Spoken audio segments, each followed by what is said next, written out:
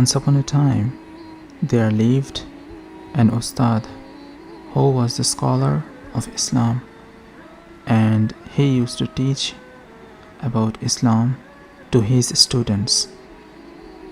One day, one of his young students asked him, "You told us that the Qur'an has the most value ever. Why is it that whenever we go anywhere and we find people treating us badly? When we tell them Allah said this and Allah said that, this is halal, this is haram, don't do this, don't dress like this, don't be found in this company, don't do this type of business dealing. Why is it that they don't even value us?" The Ustad was very intelligent. He gave this young boy a stone, a dirty stone, and told him, "Oh my student, take this stone and go to the marketplace. Ask its value from the cobbler. The cobbler is the one who mends shoes. And don't sell to him, but ask him, how much are you prepared to pay for this stone? Hear what he says. After that, you go to the butcher and ask the butcher, how much are you prepared to pay for this stone?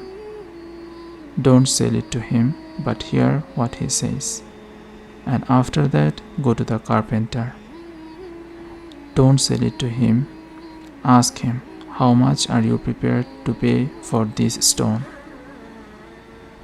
And finally, when you are done with everything, go to the jeweler and ask him the same question, but don't sell it. Bring it back to me." So the young student went out and he went to the cobbler and he said to the cobbler that I am selling a stone. The cobbler looked at the stone carefully and then he said, "I see hundreds of stones every day. I am not interested in buying it." He said, "Please, I want to sell this stone." Then the cobbler said, "Okay, I will give you $3. "How many?" He said, "Only $3. Then he said, "No problem." Then he went out from the cobbler shop and he went to the butcher. He asked the same question to the butcher. "I am selling the stone." The butcher said, "I am not interested in buying it. I don't buy stones. I don't buy rubbish. I don't buy dirt." So the student said, "What do you mean? Make an offer." He said, "No, you leave it here and I will throw it out for you." So the student was disappointed. From there, he went to the carpenter shop. And the carpenter said, "If you want me to take this stone, you pay me $2 because I have to get rid of that for you."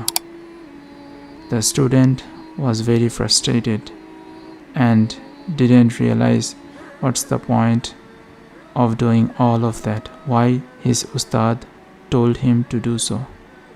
Anyways, he was hungry and he wanted to go to the jewelry at the end.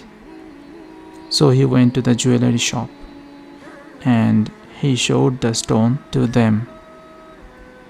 He said to them, "Listen, I am selling this stone. How much are you prepared to offer?" "That's a dirty stone, full of mud and whatever else." The jewelers looked at it. They shined it a little bit. Then they went to call the boss, the man sitting at the back. "Please come forward." So the boss came.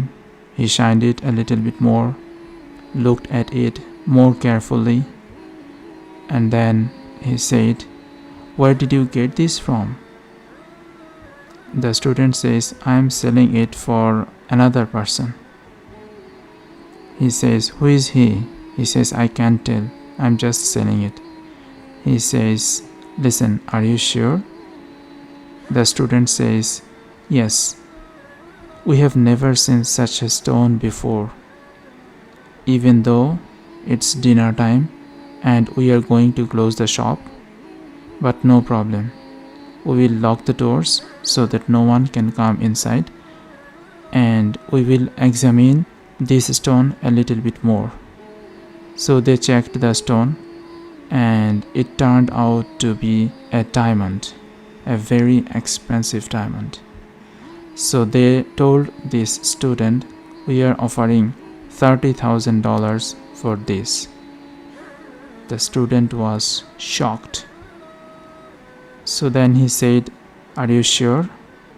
They said, yes, of course we are sure. But then the student said, okay, give it to me. I will talk to the man who gave it to me, and then if he agrees, then I'll come back. So the student went back to the Ustad and described all that happened during the journey of this whole day. Then the Ustad said to the student, you see, I knew this is going to happen. You are telling me that people are not valuing the Qur'an? When we said the Qur'an is like a diamond, look, I gave you a real diamond. No one values it unless there is someone who knows it.